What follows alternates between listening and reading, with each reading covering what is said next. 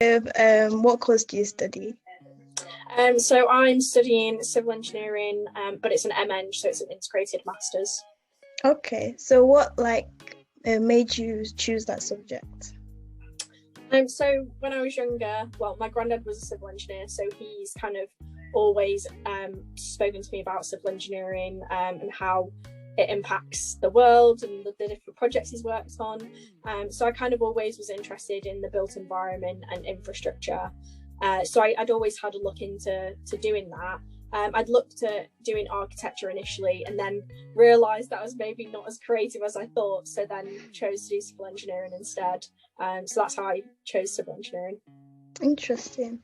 And what were the sort of things that you looked out for when you were considering your course?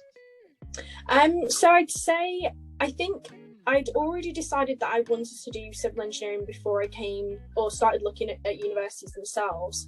But I think looking at the specific courses, I think I wanted to know that I felt part of a community, I felt supported by staff. There was sort of a practical side of things as well, because I didn't want to just be learning the theory. I wanted to have sort of the practical and the theory side, so it kind of all made sense and worked together a little bit for me. So I think that's why I ended up choosing the university that I did. Mm-hmm. Okay, interesting. And let me take it back to when you was applying for university. How did you do your UCAS application? How did you find it and all of that? that was a long time ago. I suppose I think because I knew what subject I wanted to apply for, it was very tailored towards that. So it was a civil engineering sort of personal statement. So essentially I did things within sixth form, so I could write about it. So I did sort of engineering leader stuff, projects within sixth form. So they were the sorts of things that I spoke about. And I think I did tailor it more towards, these are the things that I've learned, therefore it's made me want to go into civil engineering. So that's kind of what I spoke about and what I talked about the most. And then obviously my love for infrastructure and maths and physics and how all that fits together. But yeah, essentially it was what I'd done at sixth form plus kind of my bits of experience that I had as well. So did you receive any help while writing your personal statement and doing your UCAS application? Yeah, so in sixth form we had sort of personal tutor group things that were once a week, so we used to spend time in those, writing them, and then we'd get support from our tutor, each other, so we'd all read each other's sort of applications, and my mum nicely read over it as well, bless her. So yeah, I had bits of support from different people there. That's great. And what tips can you give people who are deciding to go to uni? What tips can you give them for writing their personal statement? I'd say, I think a lot of universities want to see that you are passionate about what you want to do, and that it is really something that you want to go into and develop and learn around, because a lot of what it is at university is around developing your knowledge, gaining that experience for the real world. So I think showing that you are passionate about what you want to go into, and drawing on experiences that you've had in the past, whether that's at sixth form, extra reading that you've done, experiences that you've been on, I think that's the most important part. So I'd say show you're passionate and show the sort of experiences that you've got. So would you encourage them to take on extracurricular activities just to build up their personal statement? Yeah, I'd say it's probably important to do something else outside your degree, whether it doesn't have to be massive, whether it's some extra reading that you've done or a volunteering opportunity, and it doesn't necessarily have to be this huge thing. I suppose as long as you've just shown that you do have that extra passion and you do have the motivation to go outside of the box and outside of the curriculum, I think that's what's important. It doesn't have to be huge, just little bits here and there are good. All right, great. Okay, let's take it a bit forward now. So In terms of choosing your accommodation, how did you find it, and like what did you look out for? So I'd say I got the minimum student loan, so I was looking for nice, cheap and cheerful. I suppose my parents helped me a little bit, but not towards the cost of accommodation. That was more towards sort of food and things. Obviously during the weekends to eat, because obviously you don't want to go hungry at uni. But I think I'd say what I did look for was something that was relatively cheap, but it was welcoming. It didn't necessarily feel like you were maybe going to be on your own. There was sort of a bit of a sense of community, so that's why I went with the hall that I went for. It ended up being a single bed, shared bathroom. But I think being at Loughborough, they do provide a lot of good services. So you get it cleaned every so often, which is nice. And I think that helped me to decide on that accommodation. Okay. And what tips would you give anyone who's applying for accommodation? I'd say if you get the chance to, probably apply for different styles. Because if you're applying for a double bed ensuite, and you apply for all double bed ensuite, then it's likely that everyone else is doing the same. So maybe go for double bed not ensuite, or double bed catered, or something like that that's maybe a little bit different, so it gives you the chance to not lose out fully, so you don't get completely the opposite of what you did apply for. So that's what I'd say is a good idea to do. Yeah, you know what? I should have done that. I should have done that myself.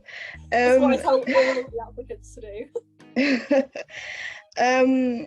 So when you was leaving home, like what were some of your worries and concerns about coming to university? I suppose kind of the ones that everyone has, like, are you going to make friends? Are you going to enjoy the course? Because I think a lot of the time, the courses that people choose are maybe different to A-levels, unless you pick a pure subject like maths or physics or geography or something like that.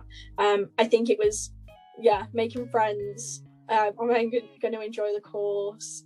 Am I going to get homesick? And to be honest, I did at the start. I rang my mum probably 3-4 times a week, and she was probably sick of me at that point. But I think they were my main ones, and I think everyone's in the same boat, to be honest. But you kind of get into the swing of things and get used to it by a few months in, I think. Right. So, like, what advice would you give people who are going through that situation? I'd say just try and draw on friends and connections that you've got that you can rely on. So if it's a friend from home, make sure to give them a call, check in. If it's on your course, then there's always there's usually staff there that you can go and speak to. So I'd say just draw on the connections that you've got, family, close friends from home, friends from uni if you've made them, and then staff in the department as well. Okay. Was there anything that you'd wished you'd done before you came to university? I suppose because I did engineering, I could probably have looked over my maths notes a bit more, but that's quite specific. I think just prepare really. Make sure you've got bedding, kitchen stuff if you're not in catered. Just make sure you prepare, have sort of the basics. A few home comforts if you've got like teddy bears. Some of my friends have teddy bears. A pillow, just sort of the things that make you feel at home, but you can have while you're away, so it maybe helps you to settle in a little bit more as well. Okay, that sounds good. So what was your experience going to your first lecture or your seminar or tutorials? I'm not sure what you have, but what was your first experience, and like did it surprise you at all? I think because, so I remember sort of, it was an introduction lecture, and I'd never walked from my accommodation to my lecture theatre, so I didn't know the route. So I kind of took a picture of the map on my phone so I didn't look weird, and tried to find my way there. And now I look back and think I took the longest route I possibly could have taken, and just didn't really realise. But I think after that day, I figured out who in my accommodation also did the same course. So then I used to walk to lectures with them. But yeah, I think on the first day it was just sort of making it up as I go along and just trying to figure out how to even get there. And I definitely left earlier than I normally would, just to make sure I'd get there in time. Okay. Did you think that your lectures had expectations that you were not ready for, and how did you adapt to them, if they did?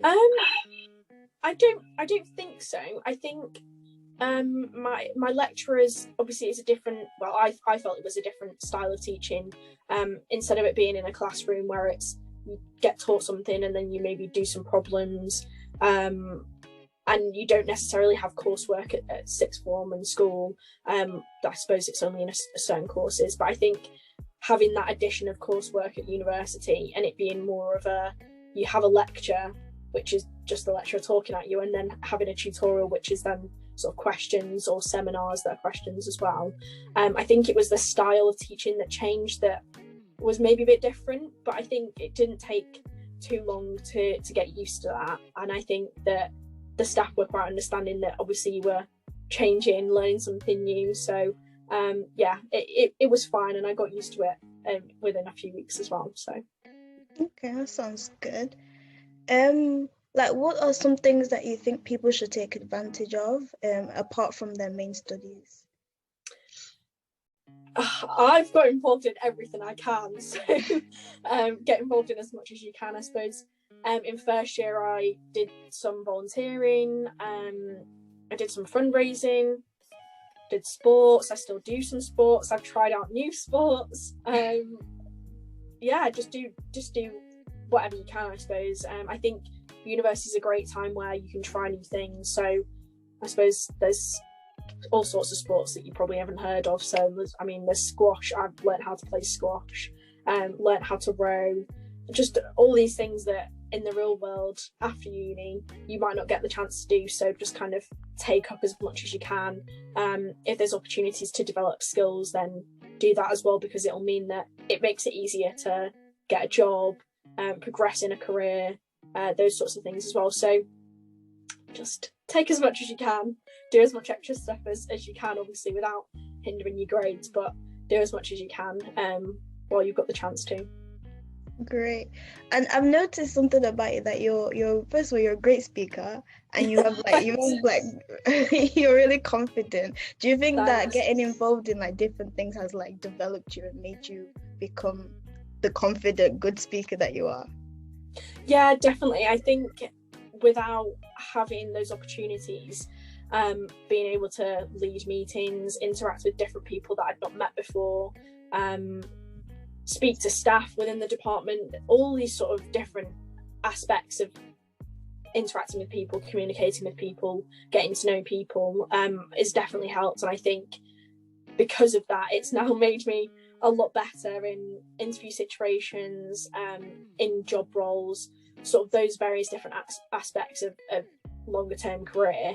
And I think that getting involved has definitely helped with my confidence, definitely helped with talking and relaying my point, and making sure that I can hopefully be understood by people as well.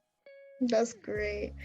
Okay, so just to end this, why do you think it's a good decision to come to university overall?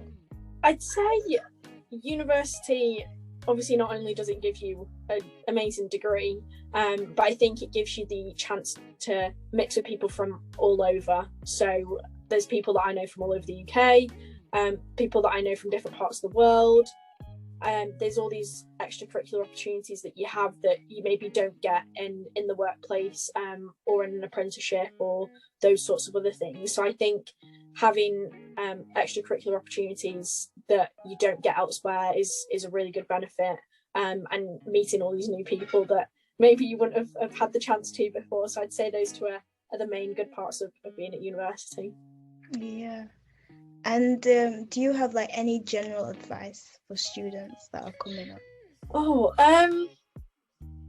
I'd say, that's a difficult one. Maybe just obviously get involved, but I'd say also try and enjoy it as much as you can, because I think people sometimes get hung up on trying to make sure that they're liked by people. So I think if you just who you are. Obviously be understanding about other people's situations and how they might feel, and if you say something that maybe could offend someone or upset someone, but other than that, as long as you're enjoying yourself and being happy and being who you are and not hurting anyone else, I think that's the main thing. Just enjoy it.